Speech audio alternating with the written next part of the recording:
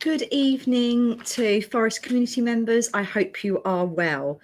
Welcome to the webinar this evening on understanding and addressing unconscious bias in our everyday lives, and also welcome to EDI Week at Forest, where we're celebrating differences.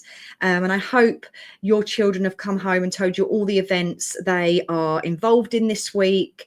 And we're culminating tomorrow in coming together as a community to celebrate difference by what we wear and what we say and how we live our lives. So it's a really wonderful time at Forest this week, as it always is, but especially tomorrow when we get to express ourselves, maybe visually in what we're wearing. And that's why this webinar this evening links to that topic. But I just want to say, I mean, Hawa will say more, our speaker this evening, this is an ongoing relationship. We are truly fortunate to have her in our lives at Forest. We've learned so much from her already, in the safeguarding and pastoral team. And I know this is just a start of a really fantastic relationship. So I know Hawa feels the same too, but it's important that you understand, that parents and carers, that this won't be just a one-off. You're going to see Hawa much more, whether it's face-to-face or online, and the pupils have really valued her expertise and her insight into sharing such broad topics, but to a level where they feel valued and they feel heard. So more about Hawa in a second. We're hoping there'll be no technical difficulties as always, but if there are, please do bear with us.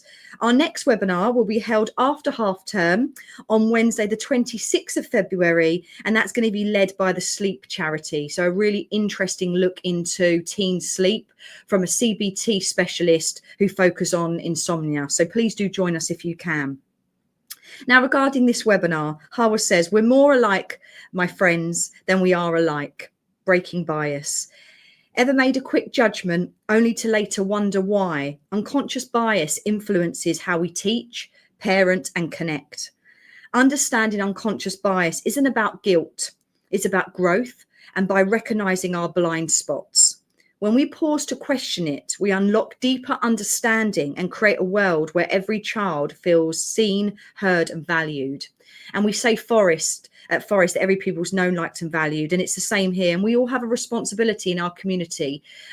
Myself, staff, parents and carers, pupils, community members, to really check those blind spots. And Hawa's going to give us insight into how we do that, and how we take responsibility for that. And as a Forest community member, we all have a responsibility to play.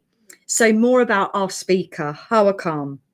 She's a dedicated educator and creative professional with over 20 years of experience in education, training, and the arts. She really does know how to capture a crowd, I'll tell you that. Since 2005, she's developed innovative teaching methods rooted in empathy, opportunity, and growth, using creative expression to enhance learning and well-being for children, young people, and adults. And already in that, it's one of our values. So that's why it's so great that she's with us this evening and beyond this evening. She specialises in well-being, relationships and life skills, and she's worked with schools, youth charities, community organisations to help young people develop confidence and essential life skills. Hawa also provides training in leadership, communication and inclusion to education and professionals, fostering meaningful change within work and learning environments. And as I've said, we've learned a huge amount from her in such a short period. I don't really know how she does it all, to be honest. She's passionate about community and nurturing personal growth, and Hawa inspires growth and creativity in all that she works with. I can speak firsthand from that. So without further ado, I'm going to hand you over to the powerful force that is Hawa Khan.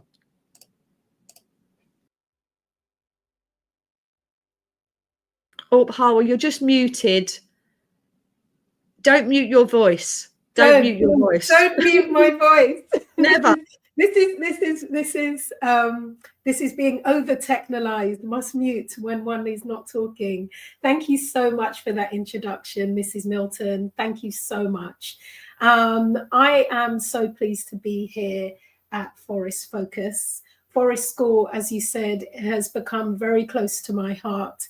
And as I said to Mrs. Milton, for me, a school that does the work and follows through is a school that I want to align with. So you will be seeing more of me, and I'm looking forward to presenting more in person as well as these webinars. Now, one of my favorite quotes by Maya Angelou, we are so much more alike in that we are tonight awakening biases.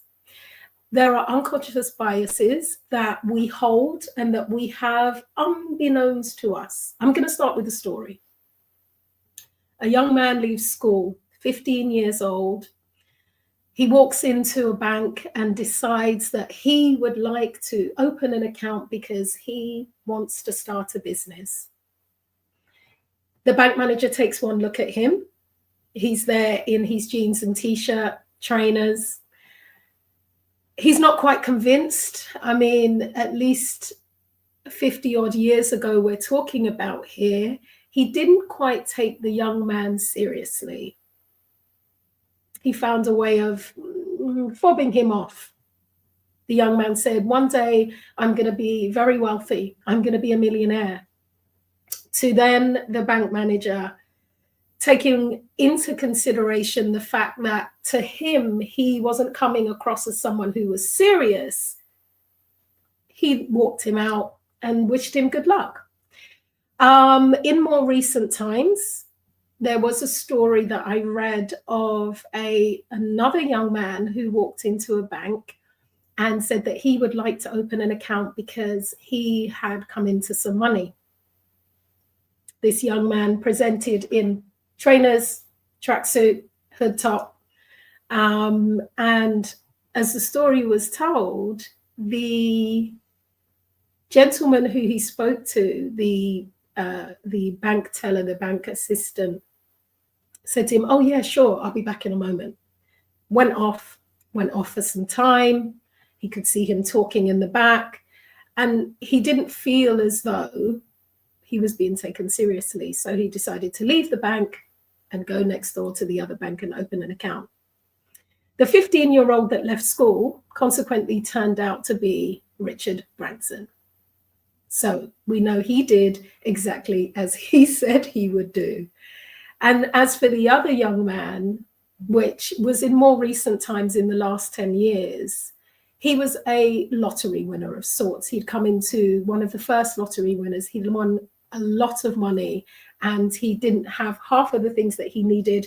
And the expectation that maybe 50 years ago or 60 years ago, my dad used to carry a briefcase, that carrying a briefcase and wearing a shirt and a tie would get you, would get people to think that you're to be taken seriously because you've turned up in a shirt and a tie and a suit and you've got a briefcase. Biases are things that we hold within ourselves, sometimes completely unbeknownst to us. I'm going to take us to the next slide, asking that question. Have you ever made a quick judgment only to later wonder, why did I do that?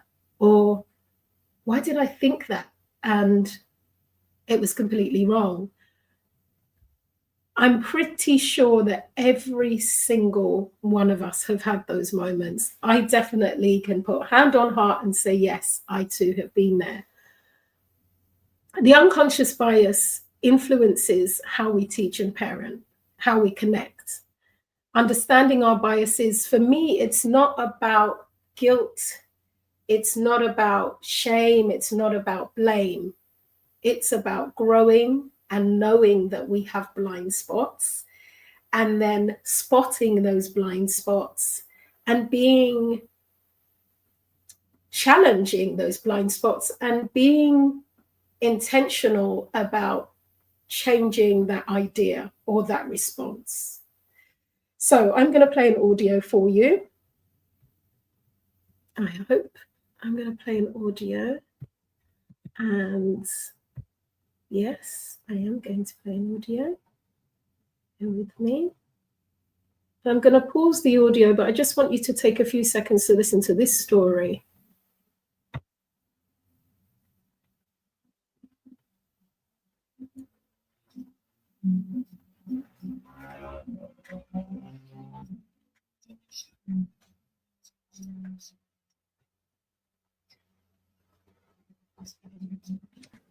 Sorry, Howell, we can't hear that, I'm afraid. Thank you. I literally was, bear with me.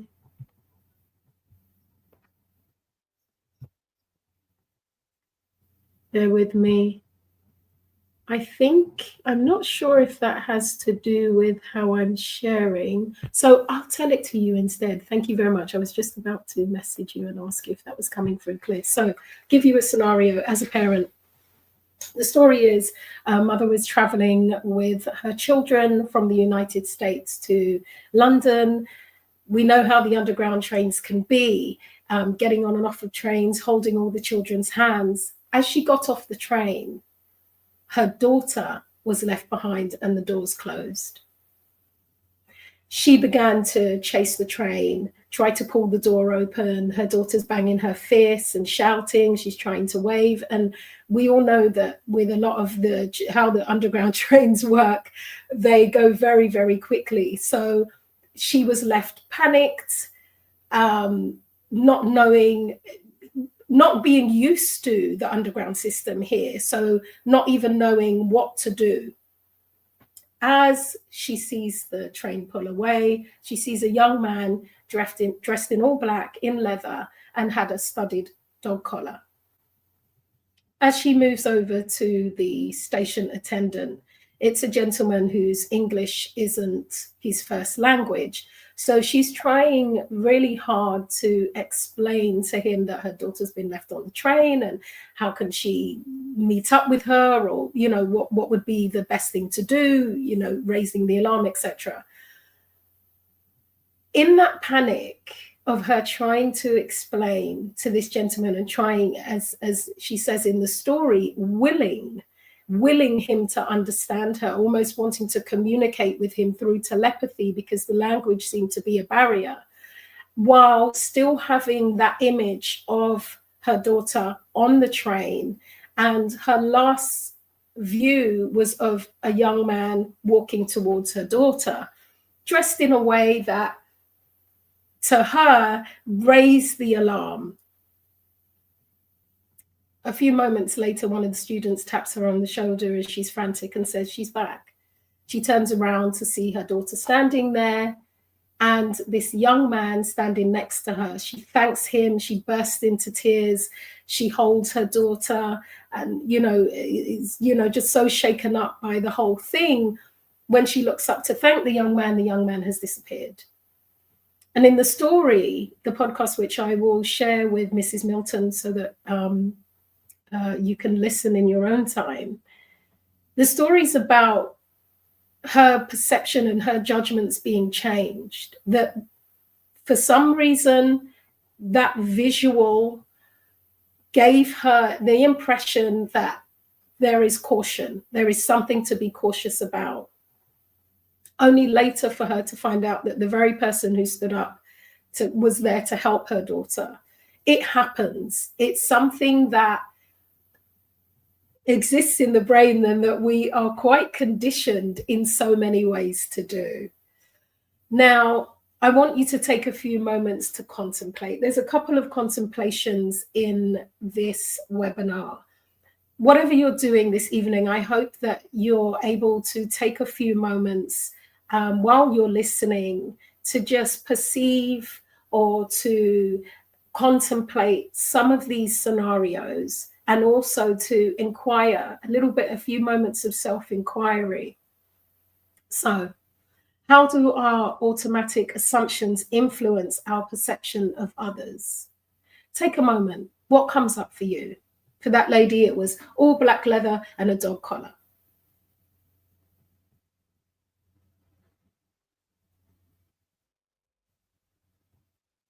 Maybe something comes up for you immediately. It might be something similarly to that story. We're going to watch a video now that explains about how unconscious bias work in terms of our brain.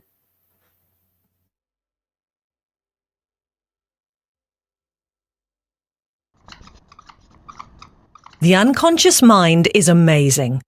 It can process vastly more information than our conscious mind by using shortcuts based on our background, cultural environment, and personal experiences to make almost instantaneous decisions about everything around us. The snag is, it's wrong quite a lot of the time, especially on matters that need rational thinking. Here's a classic example. A bat and a ball cost £1 10 pence. If the bat costs £1 more than the ball, how much does the ball cost? Most people, including over 50% of students at some of the world's leading universities, get the answer wrong and say 10 pence. The answer is actually 5 pence. Many of us choose 10 pence without thinking. This is because our unconscious mind uses instinct, not analysis. So our unconscious is fallible. It's also biased.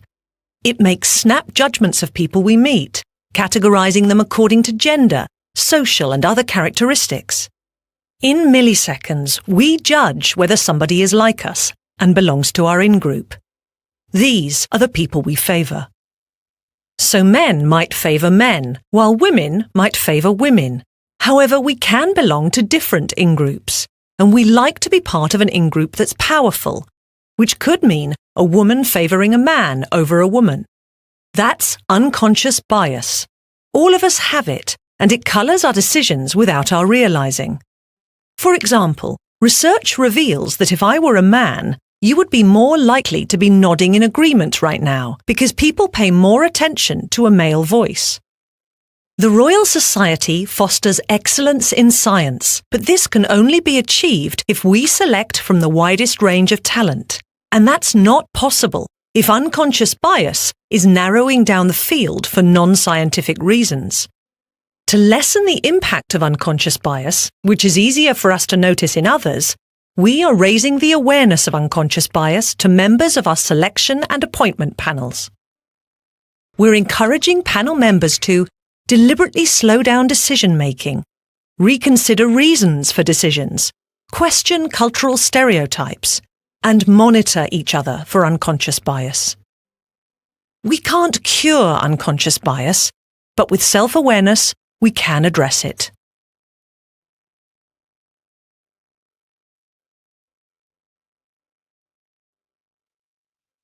Thank you.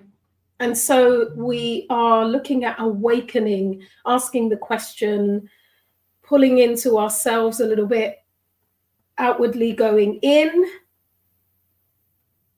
What biases are we aware of in our everyday lives?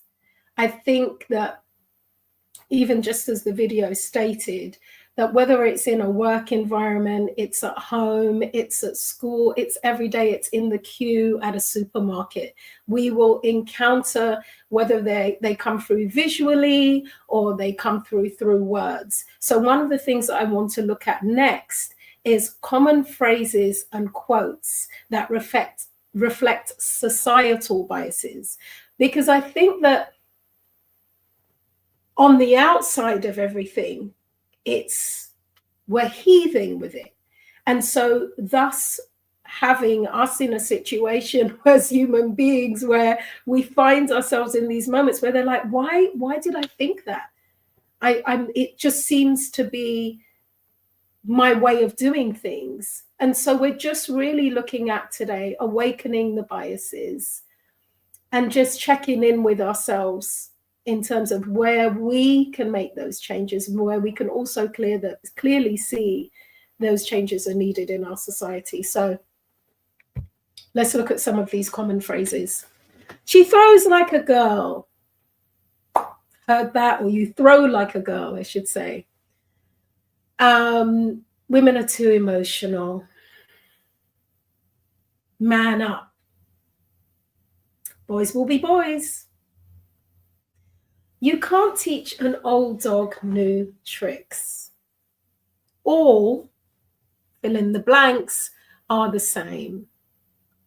Usually these phrases, if challenged in the moment or there's a raised eyebrow, people will say things like, you know what I mean, I'm just saying. That's how they are. And so these things become, these phrases, these words become woven into the fabric of our responses.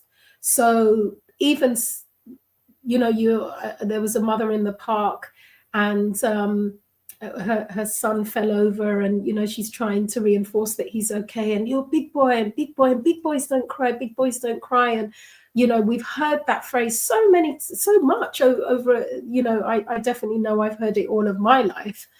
But I think we're definitely at a time and space in our human existence where we realize that that phrase may have turned into something of its own and has been internalized to a point where there are men who have not been able to share their feelings, thoughts, and emotions, and in some places that's ended up to be quite detrimental, and people taking their own lives as a result of not fully being able to express their feelings. Women are too emotional. Again, a phrase that is used among women as well as otherwise. Again, this is not about blame, shame, or guilt. It's simply allowing us to spot them. And even whilst we might not use some of those terms or those phrases, they are still conveyed and imbued in how we respond sometimes. Let's take, for example, this classic, the wonderful Marilyn Monroe. I always used to wonder about this myself as a young Black girl. This film, Gentlemen Prefer Blondes. And I think that the idea for me, I'm out of the consideration, but from my observation, the idea was that women with blonde hair are, you know, they're fun-loving, they're gorgeous, they're desirable, they're playful, they're all of these lovely things that again, further narrative, a girl might want to be. And with that suggestion, which was also quite weird, but at the same time, there are all of these wonderful things that one might not want to be, but they're not intelligent. And I'm sure that somewhere along the lines, that has been internalized by a lot of women in different ways. I have friends who I know dye their roots. They love having blonde hair, and I don't think that that's part of the consideration of how they wear their hair. But yet still, I think when we have films like Legally Blonde, or, you know, which is actually pushing that bias to one side. But the idea that, you know, diamonds are a girl's best friend, maybe not all girls, and that brunettes would be more intelligent and more sophisticated. So we know that even within phrases and words that have been used since the beginning of time, that these permeate and perpetuate the gender stereotypes, the beauty standards, and the intelligence bias. Who decides the fairest of them all? In many cultures and communities, bleaching skin is rife because of the idea that there is a bias towards a lighter complexion. Now, that may even have been made true in some senses, because we know that there is a lot of imbalance and inequality and lack of inclusivity in so many ways for so many reasons, gone on for so long. And so reinforcing the idea and suggesting in a really low-key way that it's better to be blonde. We know that that doesn't make any kind of sense, especially in the times that we're living now. But it's interesting how some of these phrases that we are familiar with and that are common, that they somehow still weave their way. They're still very present in how young women perceive themselves. A lot of the work that I do is with young girls as well as young men, but with young girls. And what I found with girls, particularly early teens, is when this this turning point of what is it I'm supposed to be look like, and what is the ideal of beauty. A Western idea of beauty is different growing up in our household. Similarly, actually, to I suppose back in olden times, I would say Dickens times, but way back when, that if somebody was fuller bodied, that it actually meant you were eating well and that you had no worries. And similarly, in my culture, that is still very prevalent. And so being quite slim myself, my aunties would always have these strange questions about me, or this assumption that I'm not eating, and I eat a lot, but it's just my makeup. But this idea that somehow I'm trying to subscribe to a model of beauty, a beauty standard that favors a woman who is slimmer. Okay. So we get the gist, we get the point, we get the idea. Most of these things are said in a light-hearted, comical way. I was speaking recently to a friend of mine who has red hair and doesn't mind to be called Ginger, and we had a whole conversation about biases around that. There's a lot of bias that we just seem to have caught, and this is what is meant by the societal biases that continue to be churned out. Okay, so we're going to watch a video here about some of those biases. We're going to explore 6 of them that might come up for us in everyday life, but there are plenty more. Let's watch the video. Without us realizing it, our brains can sabotage our own thinking.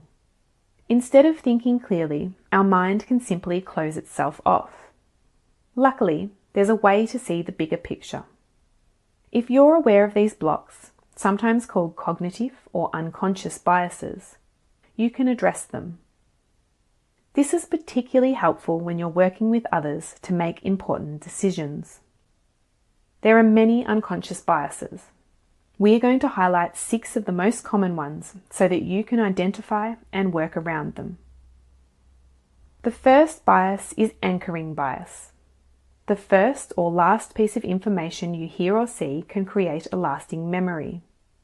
We tend to remember this information, even if it's not the most useful or relevant piece of information that we have received.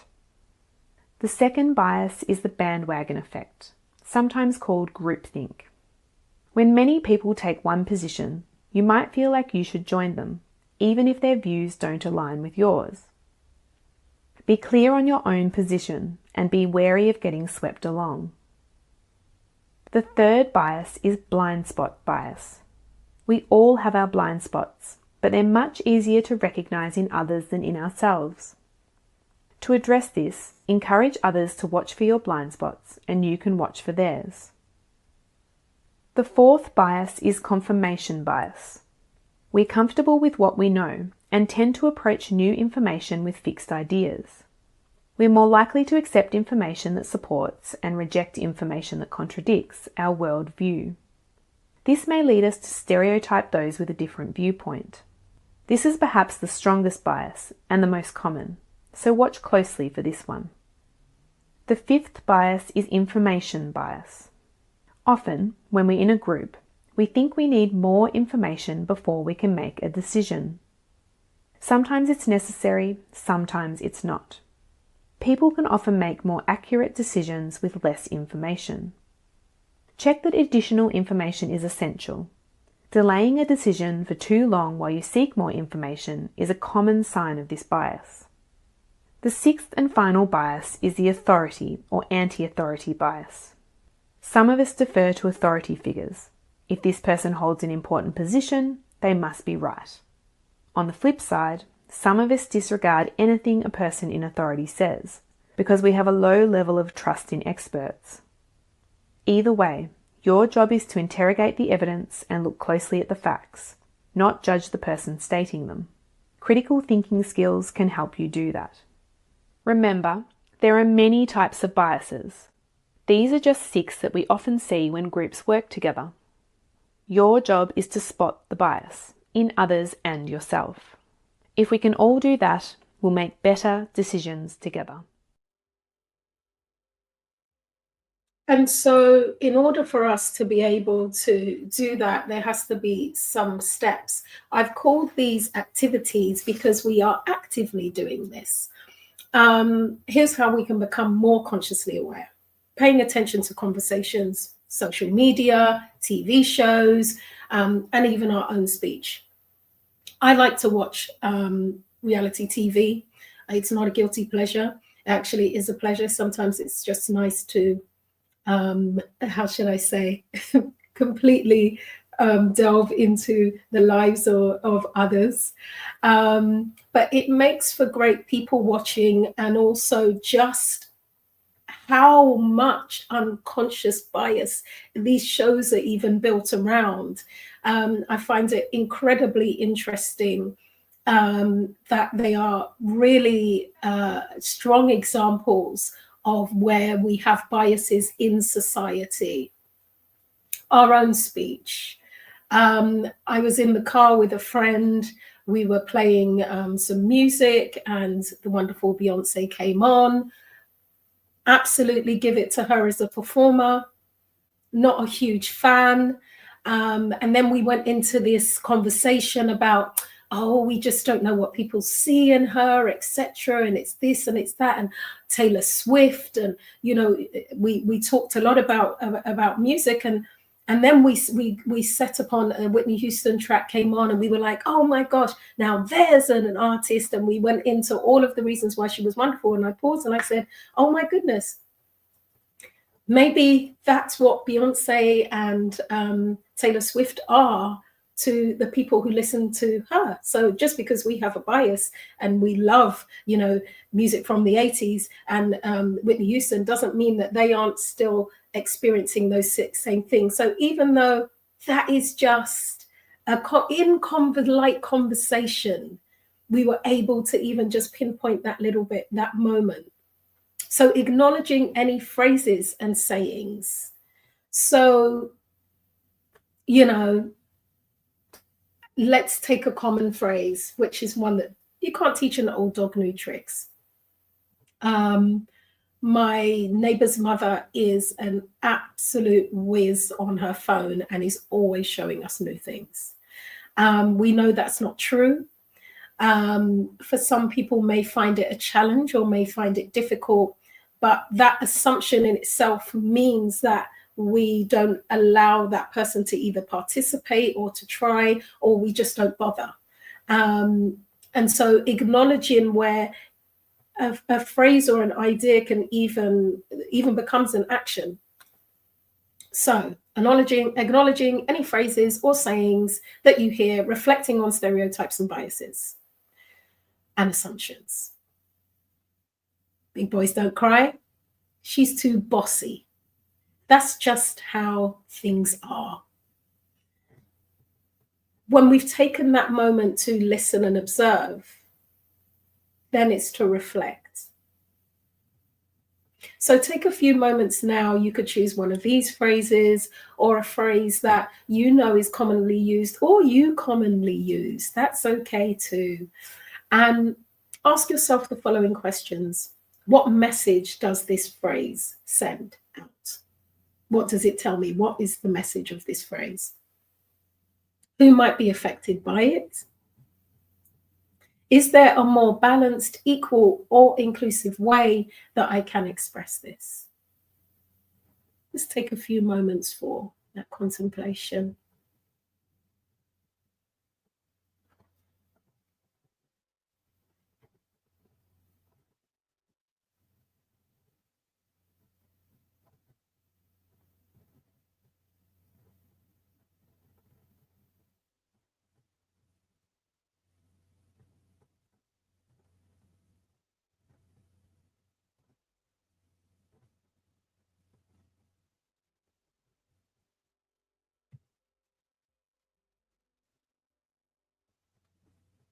Step 3, upon reflection, would be for each phrase or the phrase, try to come up with a new way of expressing it that doesn't reinforce the bias. So take, for example, a common one is, they're all the same. They're all like that. I often think in those situations, when I hear that, no, maybe that person is like that. I don't wish to be general, but maybe it's that person who's like that. Boys will be boys. Everyone is responsible for their actions. Again, sometimes we can allow certain things to slide because that is a mindset, not even a word that we would necessarily say, but it lives in us unconsciously, which makes us respond in those ways or accept behavior that is unacceptable, or the things that people say that are harmful to other people. Apply and share. Try using a rephrasing conversation. So similarly to my conversation with my friend in the car, just looking at it from another perspective, that's one way. But also, if you know this is something that's coming from you, to look at how you can rephrase that. How could you revise that conversation? If it's something that somebody else has said, if you're in a comfortable space, discuss what you've learned, maybe speak to a friend or colleague, you can journal about it. This is how we become aware of changing our perspective, is being present. There's a lot of mindfulness that's involved in this work of awakening and spotting our biases. And in such a time where we're very busy and very distracted, it can almost feel like we don't have the capacity, but we know that it's necessary, and so we must create space. This simple exercise does help to build mindfulness around the language and encouraging us to be more thoughtful.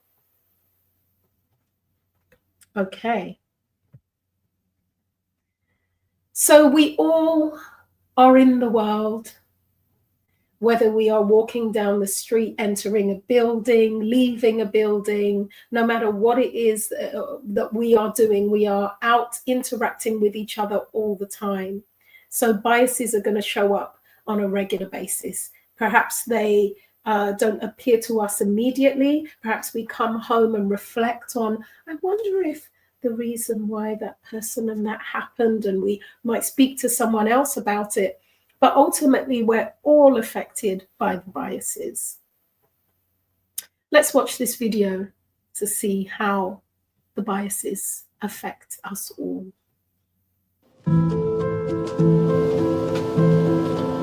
You know that little voice in your head?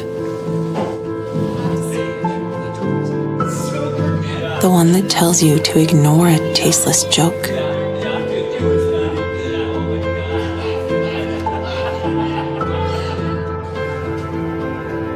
The one that tells you to keep quiet when a client makes a racist comment.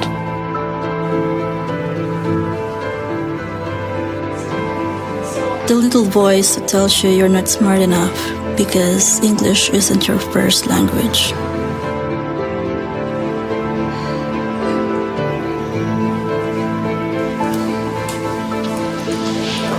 Or that it's okay to judge someone for leaving early because they have family commitments.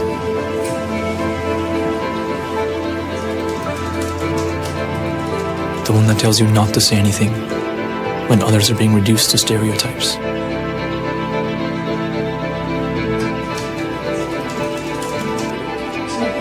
Or that it's not a big deal when everyone's opinion isn't considered.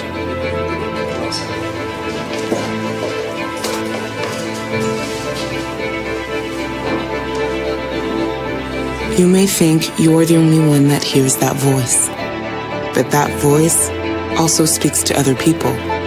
It says, You're different. You're an outsider. You lack commitment. Your opinion doesn't matter. instead of listening to that little voice, you need to find yours and make it heard.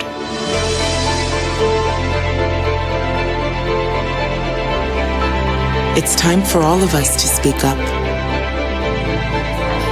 Because when we change the dialogue, we can change our world.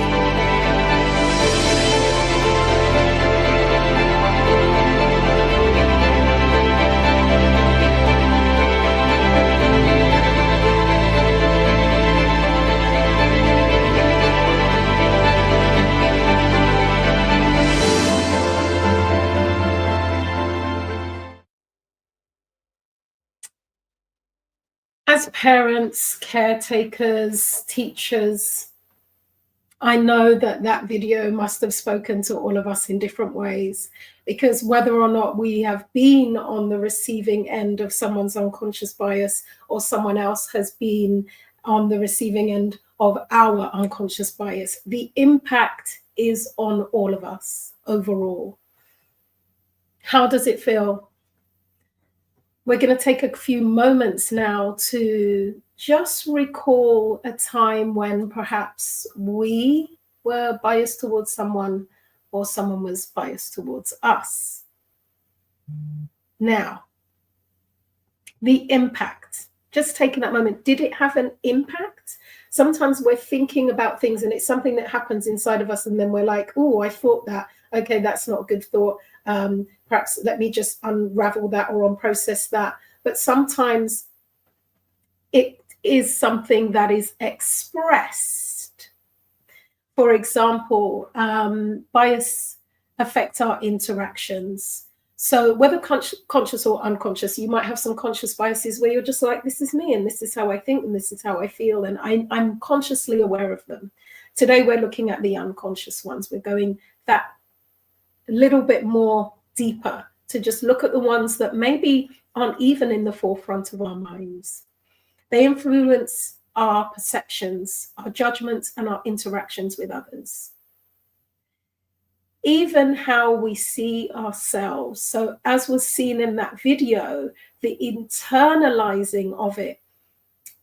I often, in my travels with my work that I do facilitating internationally, I have met a number of people who will say this phrase to me: my English is not good. And I always smile and say, your English is perfect, because you were able to just tell me that your English was not good. And I think because I have a friend and she says that a lot, and it's because of this internal. And so we had the conversation and she said, yeah, I think I just feel like, or sometimes, you know, people don't understand me. And so the impact is on all of us, whether it's an internal experience that we're having ourselves or whether it's something that's being expressed outside of us. It can shape our expectations, limit opportunities, and create barriers in relationships. So if we internalize the societal biases and then we doubt our own ability, we could be not just us missing out, but also our children missing out on X, Y, and Z because of this idea that they may not meet or they don't have the ability because of their gender or their skin color or their background, their culture, their upbringing, their accent. For a long time, the accent has been a thing. Regional accents versus a London accent, and then which areas of London. So there's so much even behind speech. Biases may lead us to make assumptions about people based on their appearance or background and identity, and that may even affect friendships, work relationships, and people being hired.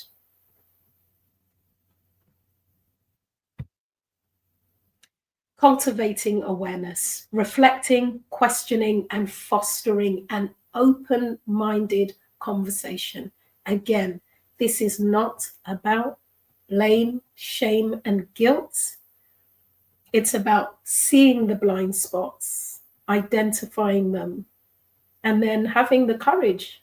Because just like in that video, there is a little bit of courage that's needed to speak up and to, with compassion, to speak up and to remind people or to support others as well as ourselves in changing this practice.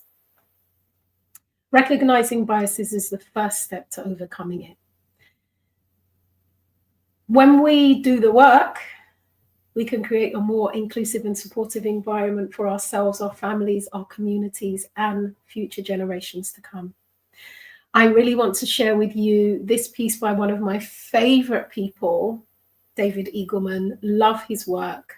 Please check out this video. Why do we accept our reality as the uncontested truth? You are a data collection machine that moves through the world and you vacuum up your little bits of experience that you have. And in the end, whatever you have, that's what you assume to be true. But our experiences are limited. We're born on a particular spot on the planet and we have a thin little trajectory of experience and we construct what we believe the world is made up of from there. And as a result, we all have a very limited view of what's going on out there. The interesting thing about being a human is that we're stuck inside our internal model. It's all we ever see. But with the endeavor of science and literature and philosophy, what we're able to do is step outside of ourselves and understand, hey, the way that I see the world isn't the only way to see the world. It's not the only truth. And the more we can get good at that, the more we can try to build a better society.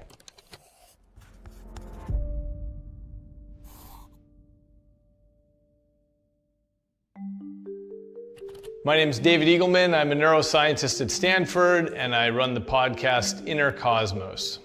The interesting thing about the human brain in particular is that we drop into the world half-baked with a certain set of genetics, and then experience wires up our brains. And what that means is our brains are extremely flexible.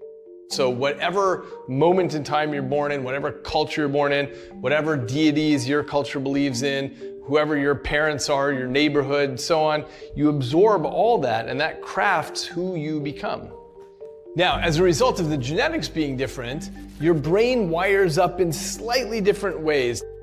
My interest in searching out the genetics here is to define a new field called perceptual genomics, which is understanding how slight tweaks in your genome and yours leads to us seeing the world in a different way. In other words, how do the genes that you come to the table with change your perception of reality? For example, how clearly you visualize something on the inside. If I ask you to picture an ant crawling on a red and white tablecloth towards a jar of purple jelly, you might perceive that as a movie in your head, or you might perceive it without any picture at all, but just sort of the concept of it. People have completely different internal lives. Your genetics and life experiences might be different from mine, which makes our models somewhat different from each other, and that's true for all 8 billion of us. So our brains are very predisposed to form in-groups and out-groups. We form the psychological thing of trusting our in-group and caring about our in-group and not so much about the out-group. Presumably this has an evolutionary basis because we grew up in small tribes and you knew who your folks were in your tribe, but that other group across the hill, you have no idea who they are, you don't know if they're enemies. And so we constantly form the groups that we belong to, whether that's predicated on our country or our religion or our favorite sports team. We care more about the people who agree with us, and we're very suspicious of the people who are in the out groups. One of the amazing parts about human brains is our sense of empathy. Well, it turns out that when you're dealing with somebody in your out group, you have less empathy. You just don't care about them as much. In my lab some years ago, we did an experiment where we put people in the brain scanner. They see 6 hands on the screen, and the computer goes around boop, boop, boop, boop, boop, and randomly picks one of the hands, and then the hand either gets touched with a Q-tip or it gets stabbed with a syringe needle. And when it gets stabbed, these networks in your brain that are involved in pain come online. But now what we did is we labeled each hand with a one-word label: Christian, Jewish, Muslim, Hindu, Scientologist, atheist. And now the question is, does your brain care as much if it's a member of your out group? And the answer is, your brain does not care as much. If your in-group member gets stabbed, you have a big response in this area, this pain matrix. If an out-group member gets stabbed, you have a smaller response. This is true across all groups that we measured. This isn't an indictment of religion. It's just about who's in your in-group and who's in your out-groups in this case. When you look at any conflict in the world and you have two sides that hate each other, when they're looking at the other side, they don't think of them like a human, like a person. They think of them like an object. And therefore, the medial prefrontal cortex and other areas don't even come online when considering them. So the internal model that you form growing up in your life, that's what determines who's in your in-group and who's in your out-group. And obviously we see what happens once people start traveling and going around the world. They expand their internal model, they expand their in-groups greatly. But it's very easy, if you haven't been to every country in the world, which most of us have not, to still feel like, oh, that group, that culture, whatever, is totally foreign to me. The first step to expanding our narrow models is to recognize that there are fence lines and that there are things we're not seeing. So the first thing is to understand our own biases, because we can't help but have biases. And the question is there something that we can do given that situation? Many people are familiar with the way that orchestras many years ago started having their auditions behind a screen so that they wouldn't be biased, male, female, white, black, whatever. All they're hearing is the music pouring over the screen, and they make their decision about who's the best orchestra player that way. There are many ways that you can blind your biases. The second strategy is learning about the tactics of dehumanization so that you can be more immune to them. For example, there's what's called moral pollution, where you associate members of your outgroup with something repulsive. Whatever's coming out of their mouth now, everyone is a little less eager to hear that because that group has already been smeared. And as we learn about these tactics, we can be immune to them. Once we do that, that gives us the opportunity to build a richer model of the other person. The third strategy is entangling group membership or complexifying your allegiances. If I meet you and I learn that you like surfing and I like surfing and you like this kind of dog and I like that kind of dog, and we find all these things about one another that we have in common, that's the stuff that allows people to bond. And only later something comes out where we realize we have a disagreement. And then I say, wow, that's interesting. I wouldn't have expected that. Tell me about that. Let me understand that a little bit better, because we're already bonded based on other pieces. So this is a way of making sure that we can improve communication across these gaps between each brain and every other brain. It's a way of making sure that we understand that everyone's not experiencing reality the same way on the inside. And what you need are deeper bonds that hold people together so that you understand other people as fellow humans in a way that's more fruitful and beneficial for our future.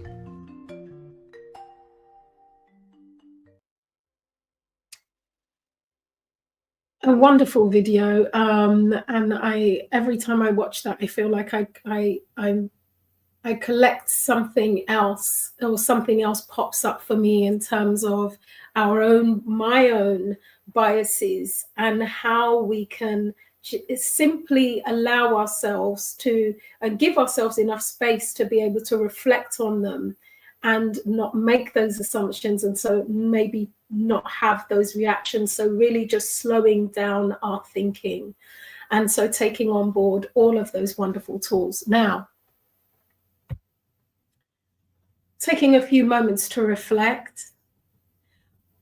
A few times we've flashed to situations where we may have experienced bias, or where we may have projected an unconscious bias. And so I want you to consider this as the days unfold, simply observing yourself, this practice of presence, of observing the speech, the language. You might not catch it all the time, but just in those moments where you're able to just be like, yeah, I noticed that. Even that is improvement. The greatest, I'm biased, Stevie Wonder, I believe the children are our future. And this is our duty of care in creating our village. And I know at Forest School, the children are seen, heard, and valued. And so for us to pause and question, we will deepen our understanding, thus creating the village, the community, and the world that we want our children to see. Together as a family, communicating and connecting, identifying assumptions, exploring the perspectives, and committing to change. One step at a time.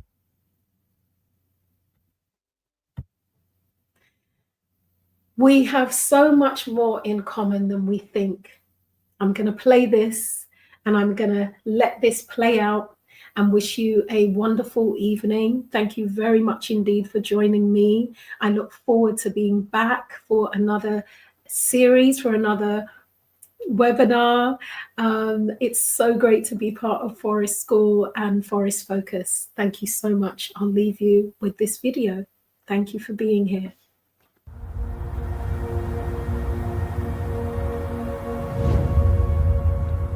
I'm proud to be English. My family have served and we've defended this country and we've been to war for this country. I'm really patriotic about Bangladesh. Well, I am 100% Icelandic, yeah, definitely. This is a Kurdish wedding with my mom in the traditional Kurdish clothes. We're just proud black, so that's it. Yeah, I think we are probably the best country in the world, if I'm honest. Think about other countries and other nationalities in the world. Are there any that you don't feel you get on with well or you won't like particularly? Germany. Yeah, I'm not a fan of the Germans. You might think they're a little bit. Particularly India and Pakistan, probably, because of the whole, the conflict. Because I have this side of me that's like, that hates Turkish people. Not people, but the government. But French? No. We're just the best, it's just fact. I'm more important than you.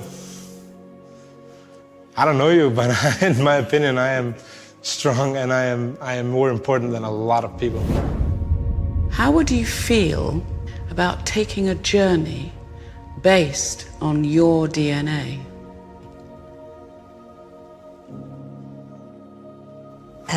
Yeah, I feel very intrigued. What could you possibly tell me that I don't know? So do you know how DNA works? So you get half from mum and half from dad, so 50% from each of them, and they get 50% from their parents, and back and back and back. And all those little bits of your ancestor, they filter down to make you, you. I need you to spit in this tube for me. You spit up to the little black line. That's a lot of spit.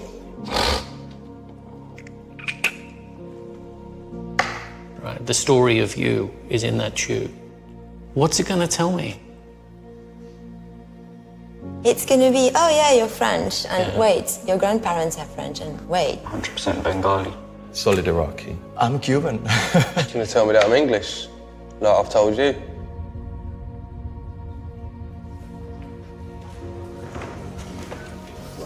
Jay, can you come down and join us? I'm a little bit nervous, I have to say. So you ready to find out your results? Will you read it out to us, please? Wow, look at me.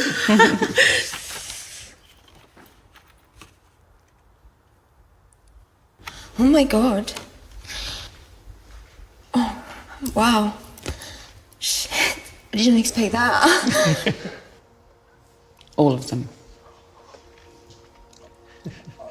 Whoa!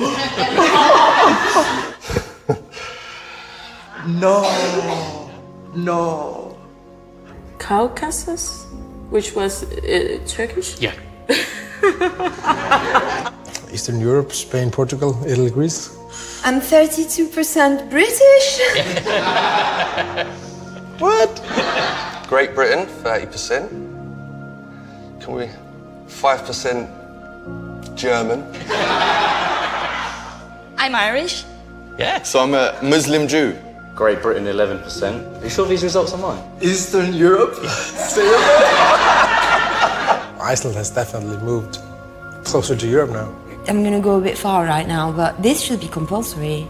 There would be no such thing as like extremism in the world if people knew their heritage like that. Like, who would be stupid enough to think of such thing as like a pure race? In a way, we're all kind of cousins, in a broad sense.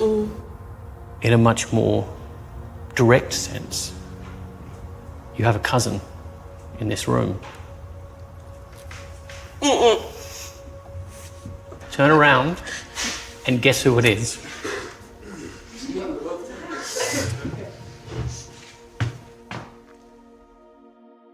Wash? Yeah. What's that? Why don't you come down here and meet your cousin? God, this is the best.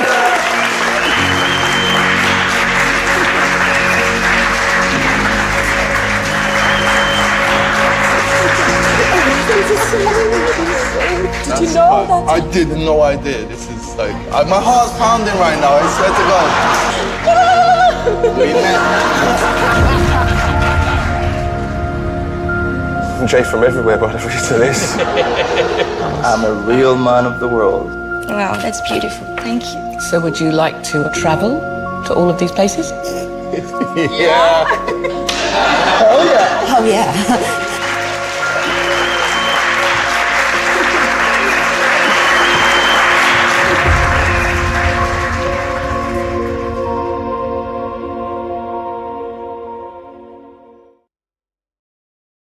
Thank you so much. Wishing you a good evening. Good night.